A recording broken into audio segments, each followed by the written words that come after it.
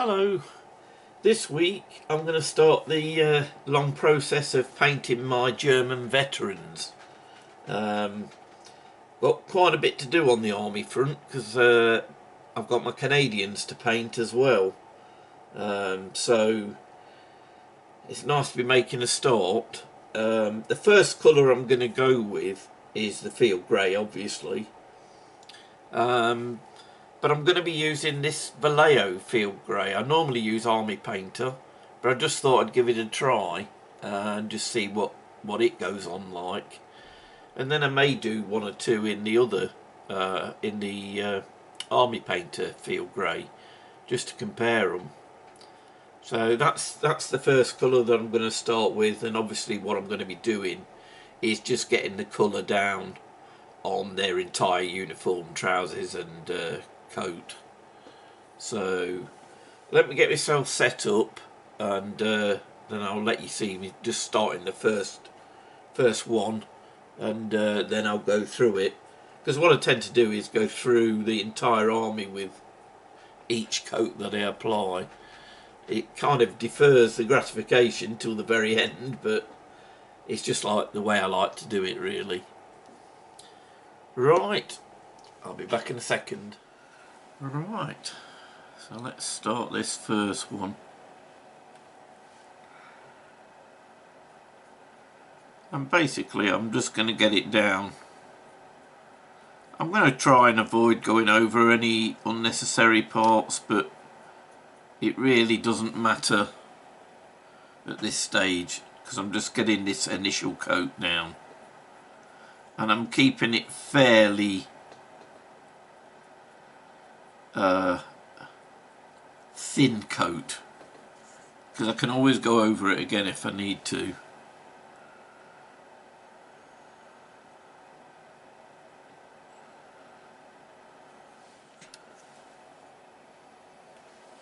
Definitely notice a difference from the field grey Army Painter. I think that does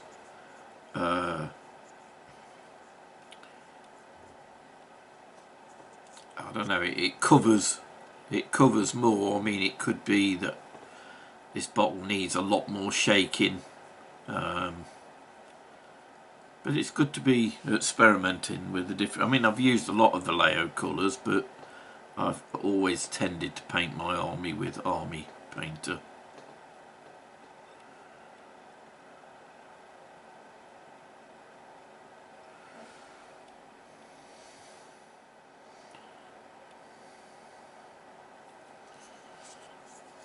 Alright, so that's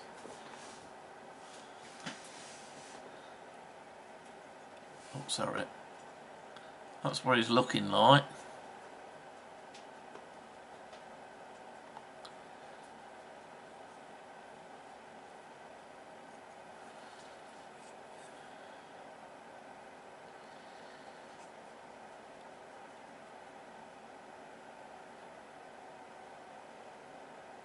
I'll say what I will do is I will paint a few up in the Army Painter just to make a comparison, to have a look at them side by side.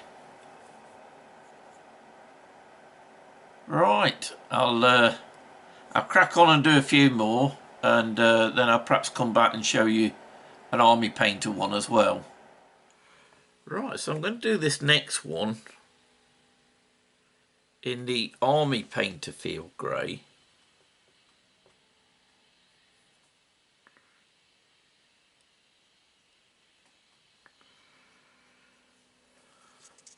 It definitely goes on thicker. I mean, obviously you could not water it down as such, but you could blend it down.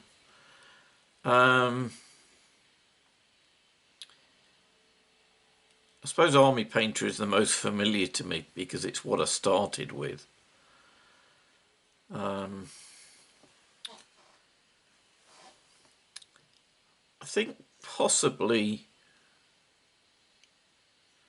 I feel that it goes on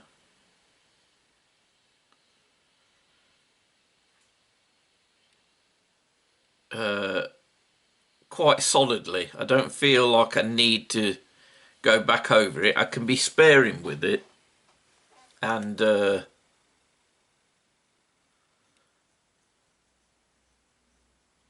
suppose if anything I feel that I'm dragging the brush a little bit more with my Army Painter colour, but I guess that's just what I'm used to.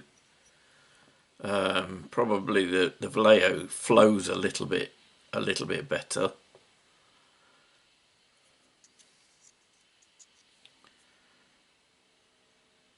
I think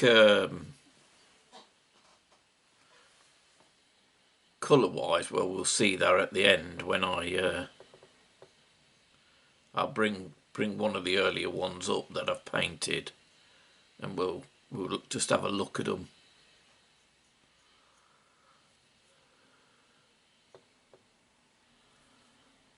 I just thought it'd be interesting, really, you know, to broaden my paints. And I've used Vallejo, but I always tend to drift back to Army Painter for my figures. But just lately I've been experimenting a bit more with the different paints, just to see if I'm missing out on anything, really.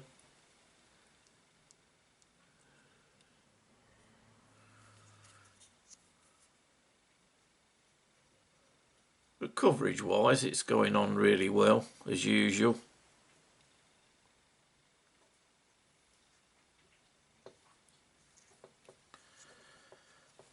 I think the standout thing for me at the minute with this Army Painter Field Grey is that it's lighter. A lot lighter, I think, than the Vallejo one.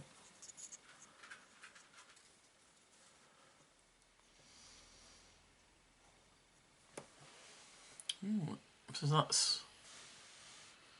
that's what he's looking like. You can see that. Is it picking it out in the light? A bit natural daylight there. Let me change the camera angle and I'll get the two side by side. Right, so this one is the Army Painter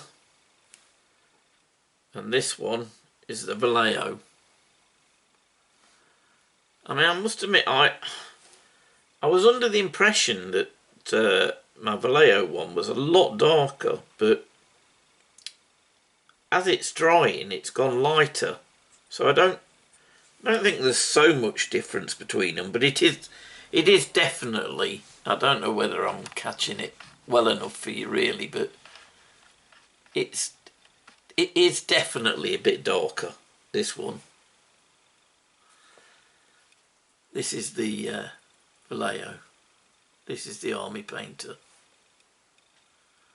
Definitely a bit darker. Having said that, when I've used Army Painter in the past, I've always ended up doing a wash, which obviously, as well as picking out all the creases and everything, does darken the figure slightly. I think I'd have to watch that on the Vallejo one that I didn't, you know, definitely a 50-50 mix with the quick wash mixing medium, because I wouldn't want to overpower it and make it too dark. Anyway, I just thought I'd share that with you. What I'll do now is I'll crack on and get them done, and I shall persevere with the Vallejo for now, I think, and because I will be using some Army paints on these as I move on to some of the other parts, but I just thought it'd be interesting to have a look. Right, I just wanted to show you a quick comparison between these colours. Let's bring that up to where you can see it.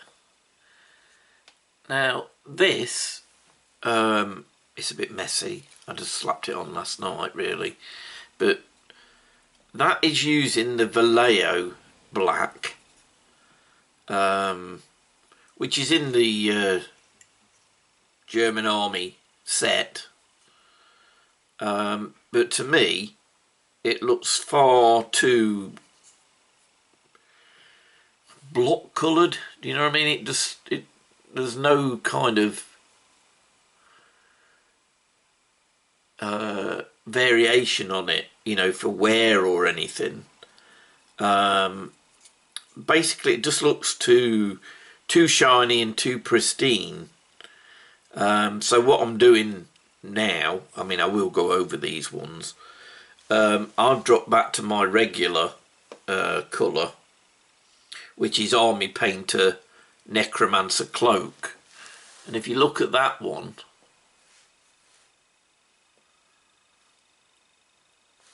it's not so, you know, opaque. You can see variations in it. It looks more like a boot. I mean, obviously I've not put any kind of dry brushing or anything on it to accentuate it, but still, they don't look like brand new boots straight off the conveyor belt. And by the time they've had a little bit of highlighting done to them, they will look more worn. And I'm actually sticking with that colour for the belts as well, and for the gun, although I will go over that with a I'll either use a lead pencil or I'll use some gunmetal and just very lightly dry brush the key ports of the gun. But I think I'm definitely going to stick with my Necromancer on this one. I'm far more convinced by that, on the boots particularly.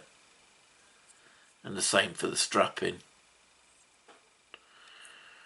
Right, I'll crack on and get these done, and I'll bring you back when I move on to the next thing. Right, I've left the officers till now, because I knew I was going to have to paint a camo top over these, and initially I was just going to leave it at that green, but I think what I'm going to do now is I'm going to go over it with a little bit of Army Painter Combat Fatigues, just to give it a slightly lighter look before we start adding the camo finish. So I just thought I'd bring you back to see that, and what I'll do while I'm waiting for them to dry for the next level, I'll get on with something else, and then I can bring you straight back to see how I build up the camo on him.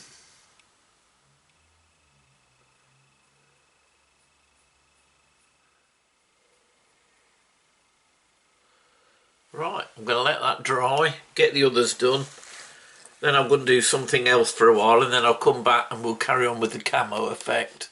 Right, so I'm ready for the next stage of my camouflage. And what I'm using for the brown is Monster Brown by Army Painter, and I'm just going to paint some irregular shapes really in the brown.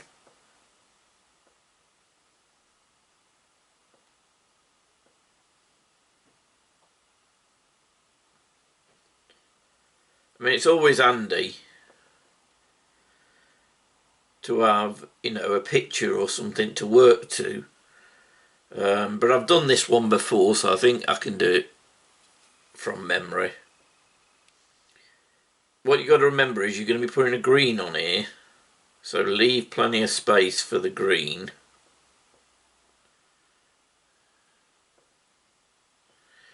And you also want to end up with the original jacket colour showing through in equal amounts.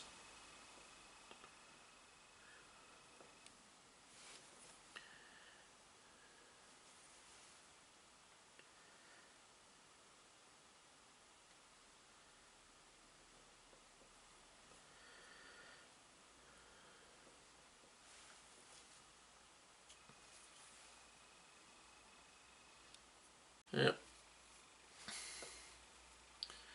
So that's what he's looking like at the moment. It doesn't look anything at the minute because it's not until you get the other colour and then the wash on it that it really starts to come to life. I'll do another one. And what I've done, you know, I said I was going to keep myself busy while, you know, we're doing this one, is I've gone through any of the ones that are carrying covers on their helmets, because obviously I can paint the camo on that at the same time. And then the other ones that I've done is where they've got the kit rolled up on their back in a roll that needs camoing. So I've dragged them out from the collection, and might as well, you know, do them all together really.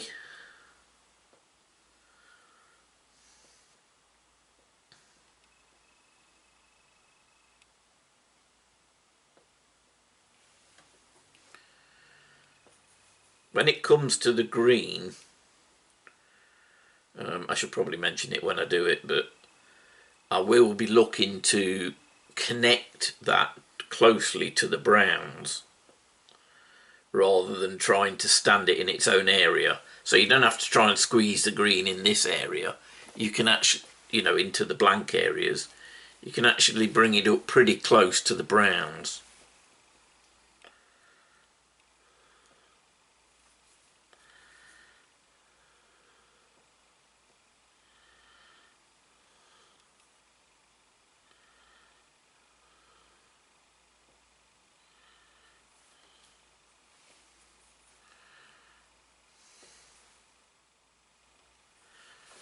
Right, so that's him done. So what I'm going to do now is I'll get the third officer completed, and then I'm going to go through all my helmets doing the same thing, just adding the brown, and all the bed rolls or you know, where they've rolled up their cape or whatever. I shall do all of those at the same time, and then I'll bring you back and we'll add the greens on the officers so you can see it going down. This time I'm going for, I'm using Green Skin by Army Painter. It's quite a bright green, but the wash is going to take it down a little bit. And to be honest, I wanted it to stand out. So what I'm going to do is I'm going to start connected to the brown at one end, slightly trace the shape, and then come out into a bit of the empty space. And then the next time I'm switching to a different side of a brown to do the same thing. And that's how I'm randomising it really. So this one I shall butt up to it.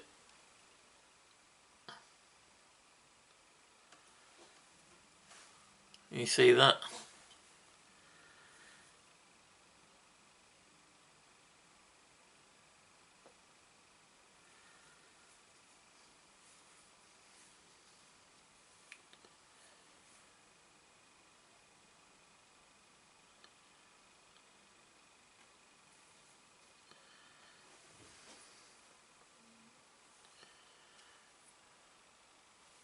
You just got to kind of change the side that you decide to line it up against, and that way it's going to come out random every time.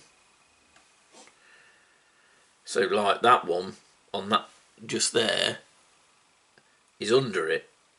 This one where it's brown, I'm going to do one over it.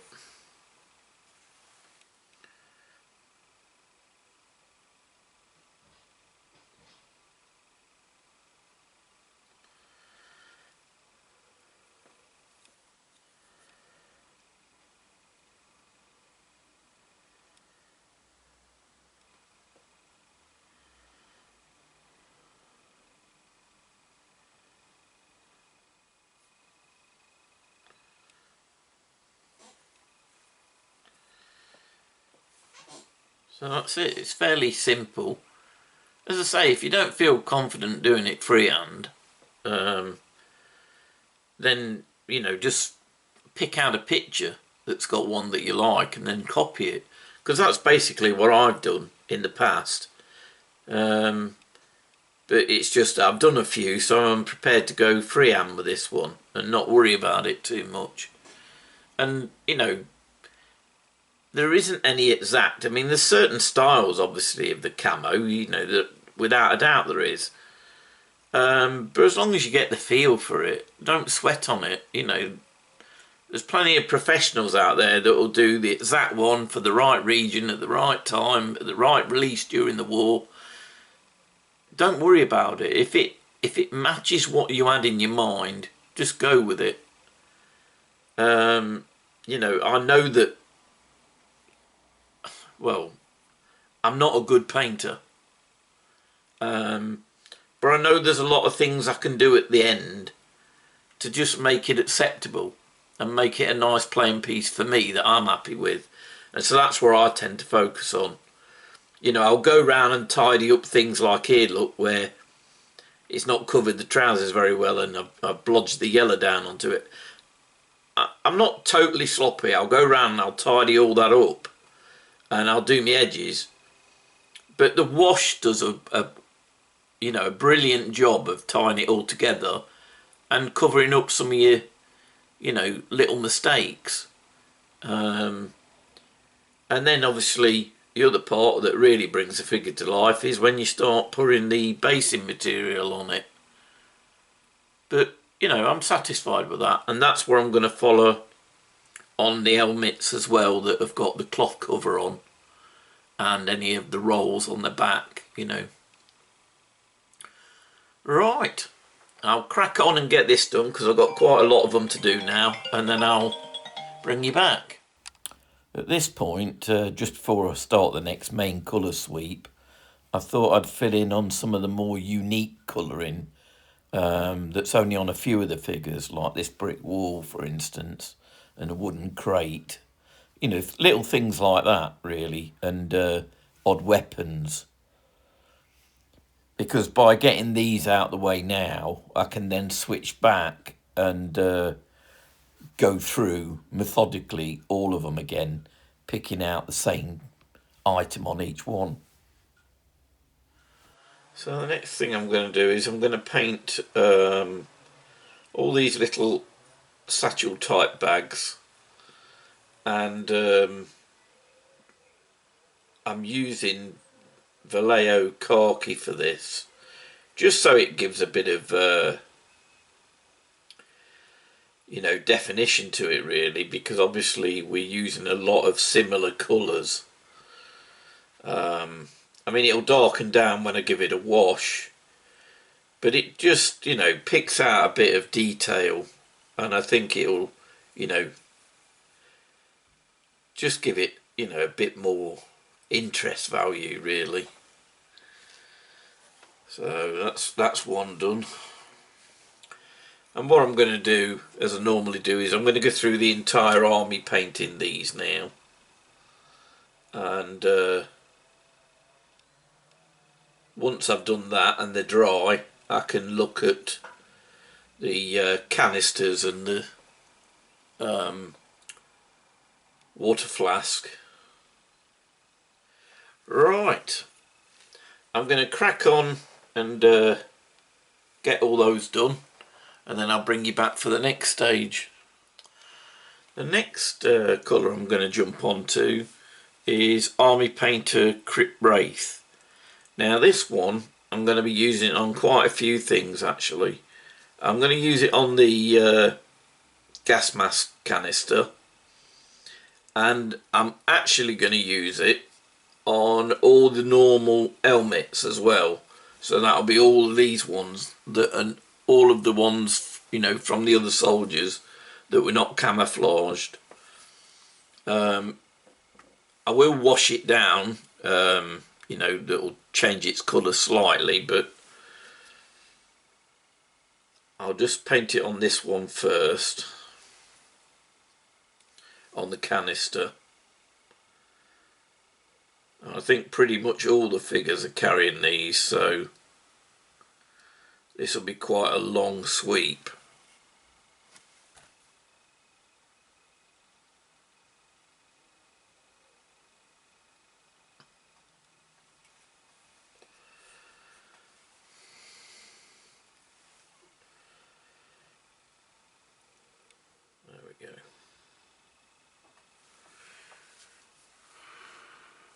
Let's see if that'll focus. You can just see his helmet there, can't you? And the canister. As I say, when I give the final washes, that'll take that helmet colour, you know, down quite a bit.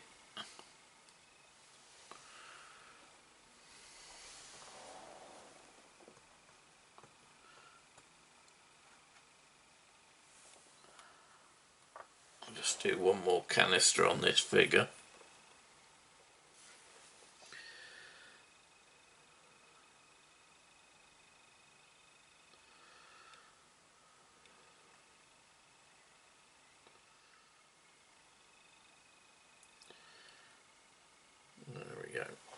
Right, so what I'm going to do now is I'm going to sweep through all of the figures, and as I say, on the other soldiers without the camouflaged helmets, I've got to do all the helmets, all of the gas mask canisters, and I think there's a couple of other little bits on some of the soldiers that I might touch on that. Right, I'll bring you back when I've gone through again. So the next thing that I'm going to do is I'm going to paint up all of the water flasks and all of the wooden parts of guns, and I'm using Army Painter Fur Brown for that. So that's like the first one. So I'm just doing his water flask in that. Again, it'll darken down with a wash. So that's him done, and then his water flask. So what I'm going to do now is I'm going to go through all of these again.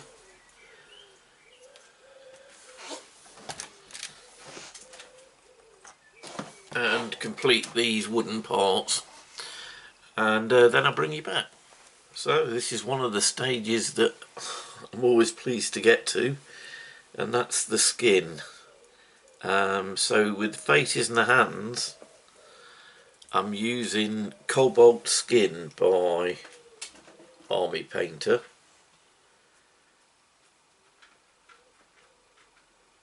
Try and keep it relatively free running. So don't want to, you know, obliterate any of the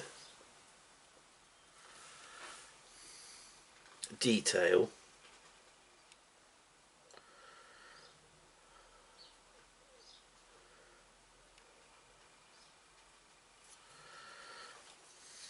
I haven't experimented with any of the Vallejo skin tones yet, but I suppose that's something I'm going to have to do, you know, just to see. This one's a bit of a different figure, being that obviously he's sat on an horse. I haven't tackled any horses before, so I'm sure normally I would have tried to block the main colour of the horse in by now, but I've just hesitated because obviously I'm working my way through the main figures first, but I am going to have to come back and address that.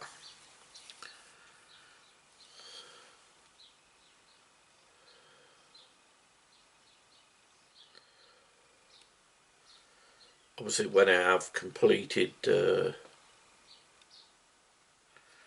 all of the faces and they've dried, I will be coming back and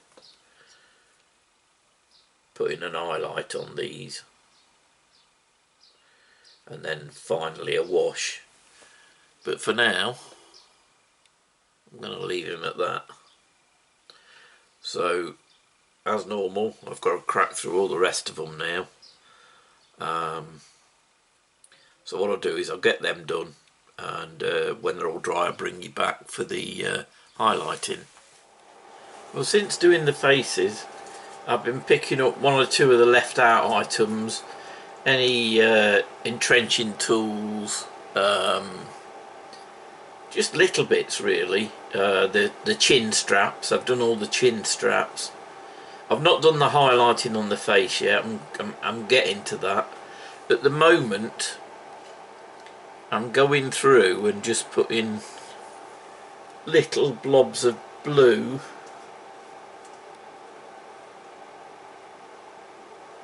on any of the goggle lenses, just to pick them out really. I know they're not really blue. And also, you know, any telescopic sights, things like that, binoculars.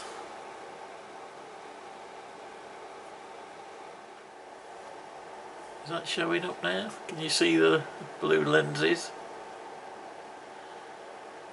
So I've got light coming in from all angles at the moment because Bobby's got the door open. My blinds are drawn. But basically I'm just picking out those really with these at the moment.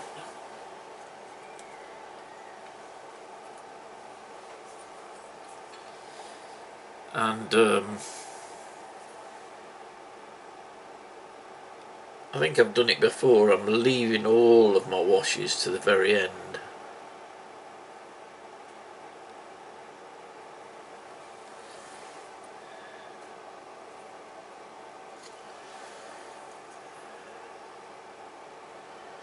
Get these done. I think the next thing I'm going to do is possibly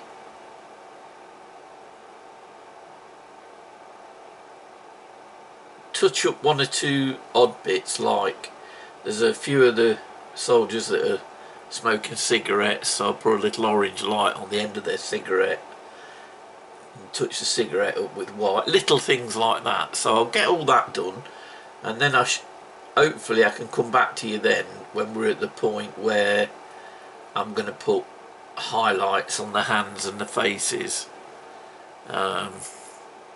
Right, I'll crack on with these and I'll bring you back soon. Right, so this next stage is involving putting highlights, and I'm using Army Painter Corpse Pale, and basically just adding a little highlight to his nose, try and pick out his cheekbones.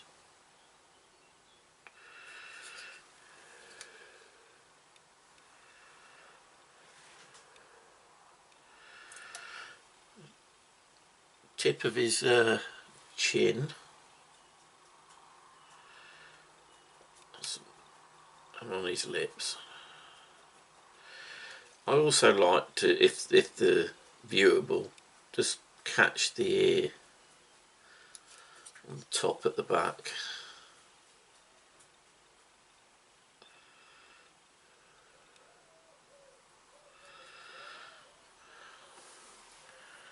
And that's him, look. Obviously we're going to finish this with a flesh wash, but it just helps to bring the face alive a little bit. Try and keep it as subtle as you can, and even though it stands out a little bit at the moment, once you've added that wash it'll all blend together, but you'll still be able to see that it's highlighted. I mean, I've picked this figure because it's the easiest for you to see on camera. I'm sure if I'd painted horses before I would have painted this by now, normally. But I'm leaving it till last because it is going to be the first horse that I've painted for bolt action. I have painted some other horses, but not for bolt action. Right, I'm going to crack on and go through all of them. As you can imagine, that's going to take a fair bit of time. And then one of the final things that I'm going to be picking out is all of the ones that I find that have got hair that you can actually see. And, you know, surprisingly, there's quite a lot where you can't see any hair. But where they are, I'm going to leave them out and then I'll come back and paint their hair random colours as I come to them. But there's very few where you'll see that much hair. Right, I'll crack on and then I'll bring you back. It's just occurred to me that I was busy showing you the face, I didn't show you the hands. All I do really is just highlighting the knuckles and the fingers with a little stroke of the corpse pail, just to give them a bit more definition.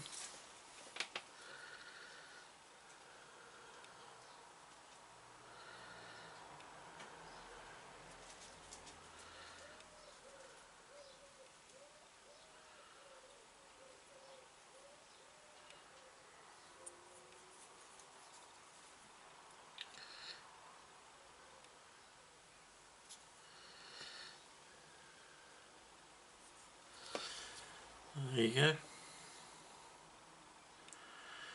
There you can see that. It's quite subtle, but it does help it, you know, come to life a bit.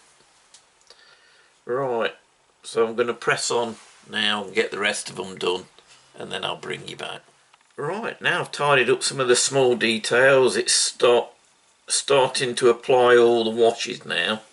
So I'm starting with a dark tone wash that I've mixed 50-50 with the quick shade mixing medium, so it's not too strong.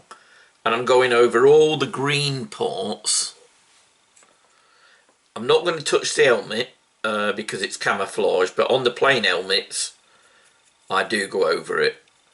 But on these camouflage ones I'm going to leave that and do that with some strong tone, which is a browner wash. And I'm just making sure that it doesn't settle too thick anywhere by keeping it moving with a really soft brush. But if you have a look at him now, you can see how it's starting to tie everything in together. Obviously it's shining a bit at the minute because it's fresh on, but I do make sure that I smooth all of that away and only leave it in the creases. Obviously we'll matte it down with the final varnish, but for the minute that's what he's looking like. So I'm going through all of the figures now. Here's one with an helmet, I'll do him for you. Helmet.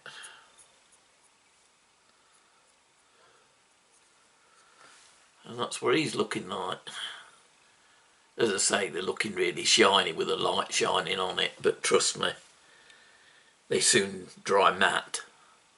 You know, the only way you're going to get a lot of shine from these washes is if you leave it on far too thick, which is why I'm spreading it around and keeping it moving with this brush. I mean, that's the brush I'm using, you can see it. So it's quite a big one and it's very soft.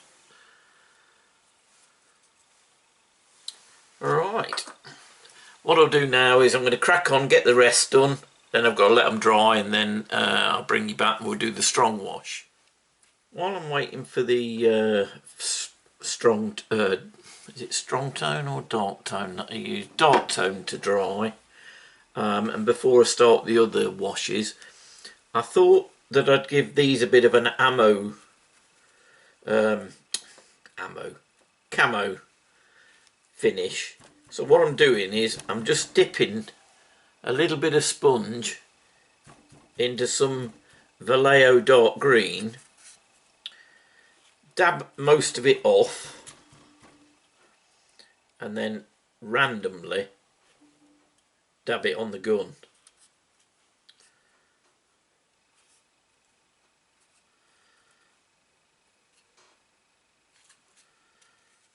And that's basically all I'm doing to it. I'm not too, you know, just keeping it random really. And it's best with the sponge because it looks more authentic. If you paint it on, it tends to look a little bit too solid.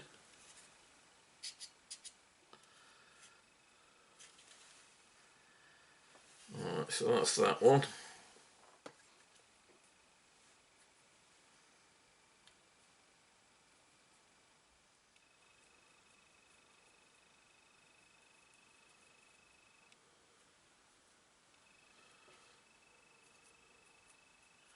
Well, we're getting there now.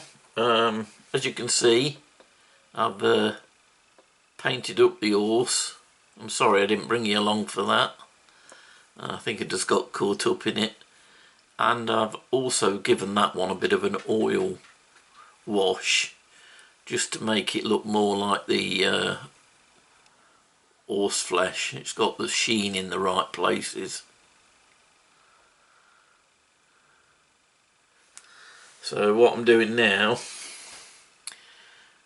is I'm adding the flesh wash. Alright, let's see if I can get him in focus.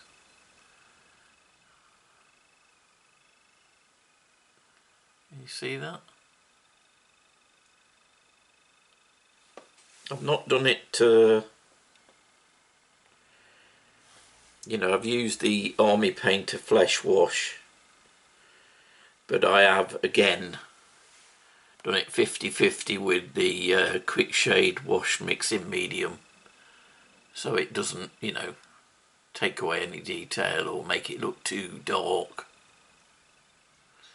It'll just pool in the right places and bring the eyes to life. I'll just do one more on here. Got another.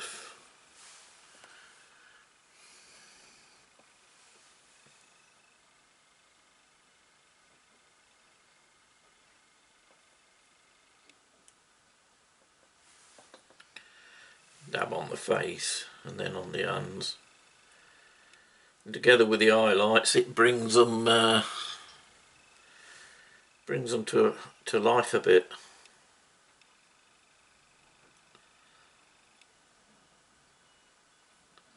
Just don't let it pool too much. I'd let it pool on the neck there. I've brushed it off now. Can you see that? It's very subtle, but you can see it. You know, it makes a heck of a difference. It really brings the face to life.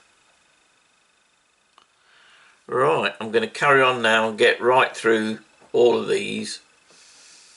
And I've just got some small finishing touches to do to the artillery pieces, and we'll be nearly there and ready for the basing. Now that all the figures have had their final washes and I've touched up any errors, I've just come back to the artillery to finish off. I'm presuming this is some kind of ranged thing on it. It's white and red.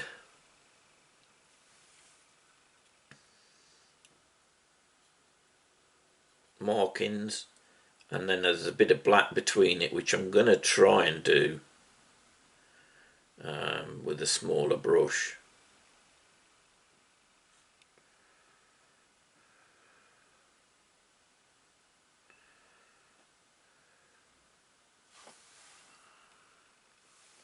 There you go, so that's that one done. So I'm just going to do the same on the other one, and then we can let them all dry, and next time I bring you back we can start the basing. So it's time to do some basing, and I'm going to start with my Pack 40. Basically I've got a little bit of sand here that was picked up when I was in Normandy. Bit of a mixture really of sand that basically this is all the kind of sand that came out in this walking stick thing that I had, and it had all gone up the tube. So I'm going to use some of that on this because I'm largely going to use that in a bunker. So I mean, I could have just painted it grey, but I thought, well, why not use sand? because there'd be sand in the area blowing around, and it'd make quite a good base anyway. So that's what I'm going to do.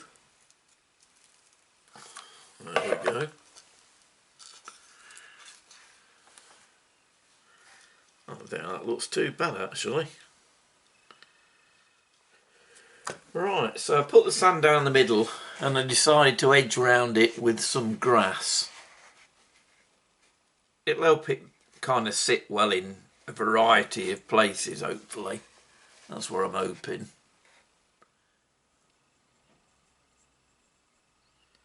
Just make sure you don't get it on his boots.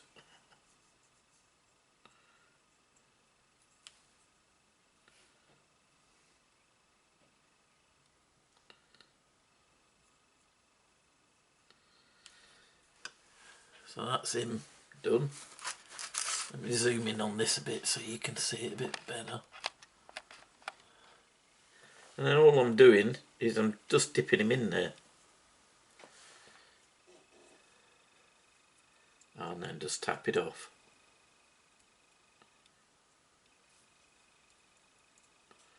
And brush any off the edge.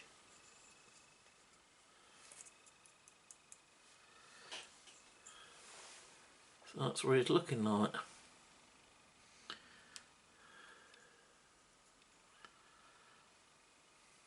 Right, what I'm going to do now is I'm going to crack on through all of these and then I'll bring you back. So we're getting near the end part now. Basically, I don't know whether you can see that if I bring it up close. I've put the decals on and they've been sealed with some decal fix. More difficult for you to pick out is I've done the very light dry brush to bring out all the creases in his trousers and, you know, catch areas of light really on his boots. Just brings all that 3D back. So that's pretty much all of it done now. All I've got to do now is paint these rims, and I've decided to go with a field grey because obviously it matches the uniform and it'll be a good signifier. So I'm just gently painting it around the rim.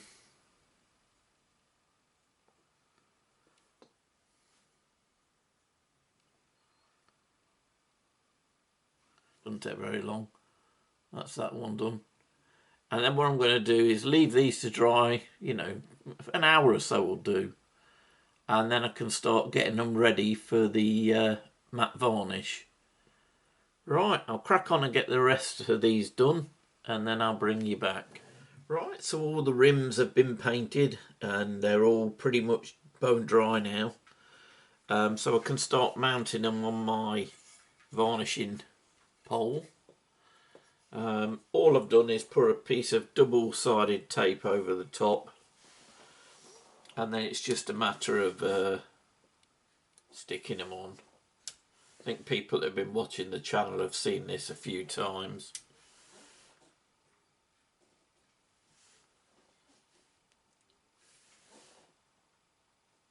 Just leave a bit of space so I can, you know, get a good spray round all sides of the figure. That's it, they're ready.